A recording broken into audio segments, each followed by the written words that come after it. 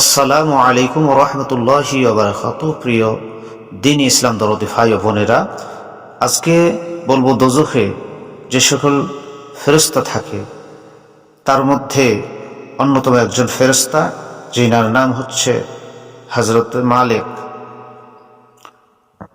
কতজন ফেরেশতা দোজখের মধ্যে থাকে?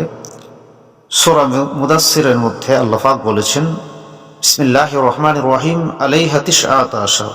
দোজখে মোট 19 জন ফেরেশতা নিয়োগ করা হবে। এই 19 জনের একজন হচ্ছেন মালিক এবং অন্যান্যরা হচ্ছে খাজেন।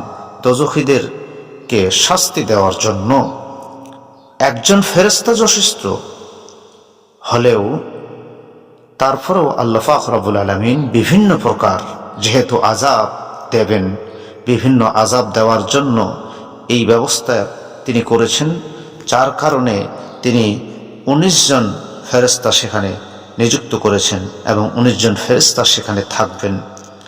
আল্লাহ পাক যেন আমাদেরকে কঠিন ওই দোজখের হাত থেকে হেফাজত করেন। যে কাজ করলে আমরা দোজখে যাব না, দোজখের হাত থেকে রেহাই পাবো, আমরা যেন সে কাজগুলো করতে পারি। আমিন।